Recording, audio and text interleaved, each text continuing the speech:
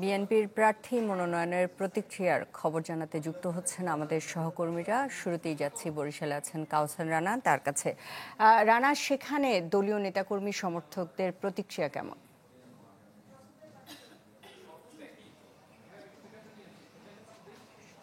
হ্যাঁ সুস্মিতা, মূলত বরিশালে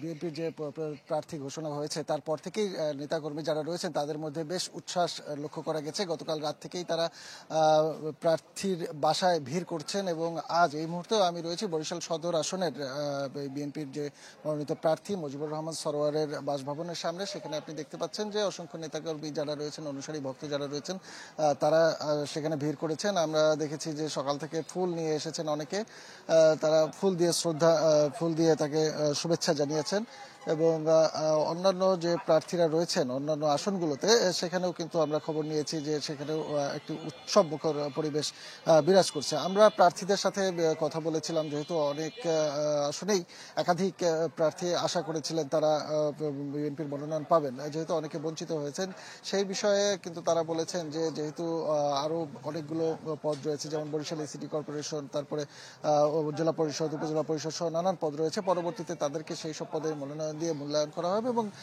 দল যাকে দিবে আর কি, সিলেক্ট করবে, তার জন্য দলীয় যারা রয়েছেন সবাই তার হয়ে কাজ করবে। অর্থাৎ যে বিভেদ রয়েছে বা বিভক্তি যেটি ছিল এর আগে মনোনয়ন পাওয়ার জন্য, সেই বিভেদ আসলে প্রতীকের জন্য থাকবে না। তারা দল যাকে প্রতীক দিবে সেই প্রতীকের পক্ষেই সবাই নির্বাচনে থাকবে। সাধারণ মানুষ যেটি বলছেন সেটি হচ্ছে যে তারা যেটি বলছেন যে মূলত দীর্ঘদিন ধরে উন্নয়ন বঞ্চিত বরিশালের বিভিন্ন এলাকা রয়েছে, যদিও এটি উপকূলীয় এলাকা আপনি জানেন, তো সেই হিসাবে উপকূলীয় মানুষের জন্য যারা কাজ করবে, বঞ্চিত এলাকার জন্য যিনি কাজ করবেন তার জন্যই তাকে তারা ভোট দেবেন এবং প্রার্থীদের প্রতিও তাদের দাবি যে এলাকার উন্নয়নে তারা কাজ করবে। এই ছিল এখানকার সর্বশেষ পরিস্থিতি। সুস্মিতা। কাউসার হোসেন রানা, আপনাকে ধন্যবাদ। এবারে একটু জেনে নেব ব্রাহ্মণবাড়িয়ায় কি প্রতিক্রিয়া। আছেন প্রকাশ দাস। প্রকাশ, জানাবেন।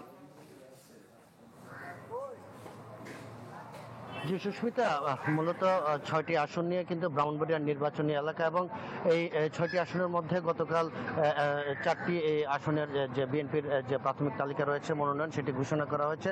এরপর থেকে মূলত যারা নেতাকর্মীরা রয়েছে তাদের মধ্যে কিন্তু বেশ উচ্ছ্বাস এবং উদ্দীপনা রয়েছে। যদিও জেলা বিএনপির সভাপতি জানিয়েছেন যে এই মনোনয়ন পাওয়ার পরে কিন্তু তারা কোনো রকম আনন্দ আয়োজন রাখেননি। তবে আমি আপনাকে একটা বিষয় জানিয়ে রাখি, জেলা বিএনপির সাধারণ সম্পাদক জানিয়েছেন যে এখন পর্যন্ত যাদেরকে প্রাথমিকভাবে মনোনয়ন দেওয়া হচ্ছে তাদের ত্যাগ তিতিক্ষার বিবেচনা করে কিন্তু তাদের মনোনয়ন ঘোষণা করা হয়েছে। তবে এখানে কিন্তু ব্রাহ্মণবাড়িয়া ২ এবং ব্রাহ্মণবাড়িয়া ৬ এই দুটি আসন কিন্তু এখন ফাঁকা রাখা হয়েছে। ব্রাহ্মণবাড়িয়া ২ আসন হচ্ছে ব্যারিস্টার রুমিন ফারহানার বহুল কাঙ্ক্ষিত আসন। তো এখানকার যারা স্থানীয় সাধারণ মানুষ রয়েছেন তারা যেটি বলছেন যে আসলে তারা কিন্তু আশা করেছিলেন যে এই আসনটি থেকে কেন্দ্রীয় বিএনপির যে নেত্রী রয়েছেন ব্যারিস্টার রুমিন ফারহানা, তাকে মনোনয়ন দেওয়া হবে। তবে তিনি না পাওয়াতে কিন্তু তারা অনেকটা হতাশ হয়েছেন। তো তারা আশা করছেন যে আসলে দল থেকে যাকে দেওয়া হোক তাদেরকে কিন্তু তারা সাদরে গ্রহণ করে নিয়ে সামনের দিকে এগিয়ে যাবে। আপনাকে জানিয়ে রেখে এই যে ৪টি আসনে প্রার্থীতা দেওয়া হয়েছে তাদের মধ্যে ৪টি প্রার্থীর মধ্যে কিন্তু ব্যাপক উচ্ছ্বাস উদ্দীপনা রয়েছে এবং তারা দলের জন্য নিয়মিত কাজ করে যেমন বলে জানিয়েছেন। আর জেলা বিএনপির সাধারণ সম্পাদক জানিয়েছেন যে তারা যে কেন্দ্রের সিদ্ধান্ত অনুযায়ী সবার সাথে ঐক্যবদ্ধ কাজ করবেন। প্রকাশ দাস, আপনাকে ধন্যবাদ। সিলেটে আছেন আমাদের সহকর্মী আজহার শিমুল, জানাবেন যে সিলেটে সাধারণ মানুষের প্রতিক্রিয়াকে কর্মী সমর্থকরা কি বলছেন?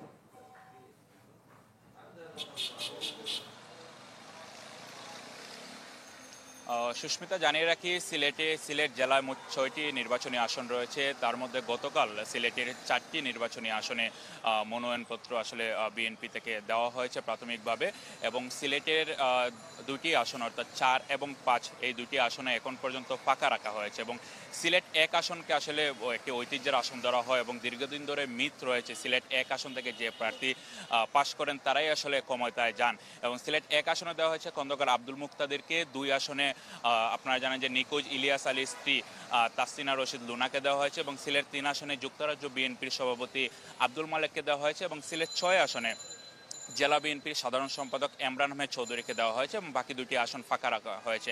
আমাদের অন্যান্য জেলা যারা সহকর্মীরা রয়েছেন তাদের কাছে আমরা যে তথ্য পেয়েছি, সিলেট বিভাগে মোট 19টি আসন রয়েছে। তার মধ্যে সুনামগঞ্জের 5টি আসনের মধ্যে 3টি আসনে নমিনেশন দেওয়া হয়েছে, তার মধ্যে 2টি ফাঁকা রাখা হয়েছে। একদিকে মৌলভীবাজারে যে 4টি আসন রয়েছে 4টি আসনেই প্রার্থী দেওয়া হয়েছে এবং হবিগঞ্জের 4টি নির্বাচনী আসন রয়েছে, তার মধ্যে হবিগঞ্জ 1 আসন ছাড়া বাকি আসনে আসলে বিএনপির একক প্রার্থী দেওয়া হয়েছে।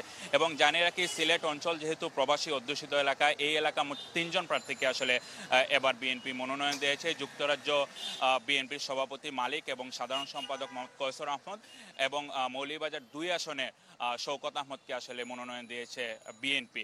এবং আমরা নেতাকর্মী যারা রয়েছেন সকাল থেকে আমরা দেখেছি, তাদের সাথে কথা বলেছি, তারা বলেছেন এখন পর্যন্ত যেসব আসন ফাঁকা রাখা হয়েছে তারা আসলে দলীয় সিদ্ধান্তের অপেক্ষায় রয়েছেন। তো সুস্মিতা, আমার কাছে এই ছিল সিলেট থেকে সবশেষ। আজহারউদ্দিন শিমুল, আপনাকে ধন্যবাদ।